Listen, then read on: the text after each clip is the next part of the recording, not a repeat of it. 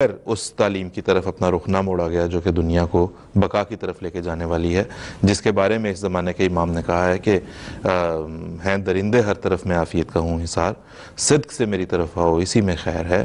یہ سب جس تعلیم کے بارے میں کہا گیا اس طرف اگر اپنا رخ نہیں موڑو گے تو دنیا تباہی کی طرف پہلے ہی بڑھ رہی ہے اور تیزی سے بڑھتی چلی جائے گی۔ ہم نے ابھی کچھ اور بات اس پہ کرنی ہے۔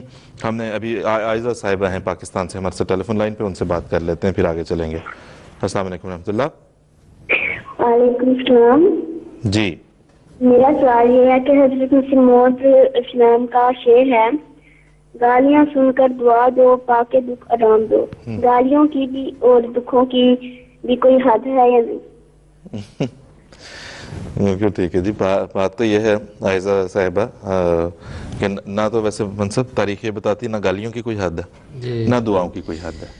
بالکل ٹھیک ہے سب۔ اسی طرح سے ایک دفعہ حدیث میں ذکر ملتا ہے کہ صحابہ کرام رضوان اللہ علیہم اجمعین میں سے کسی نے حضرت صلی اللہ علیہ وسلم کے سامنے یہ شکوہ کیا کہ یا رسول اللہ یہ تنگی کے حالات آخر کب ختم ہوں گے یا یہ دن کس وقت پورے ہوں گے؟ تو نبی کریم صلی اللہ علیہ وسلم نے انہیں وہی صبر کی نصیحت کی جو آج بھی امیر المومنین ہمیں ہر روز کرتے ہیں، بلکہ حضرت نبی کریم صلی اللہ علیہ وسلم نے فرمایا کہ تم سے پہلے تو وہ لوگ تھے کہ لوہے کے آروں سے ان کے جسم نوچے گئے اور لوہے کے کانٹوں سے ان کی ہڈیوں سے تمام گوشت نوچ کر علیحدہ کر دیا گیا کہ تم خدا کے دین کو چھوڑ دو، لیکن وہ خدا تعالیٰ کے دین پر ثابت قدمی سے قائم رہے۔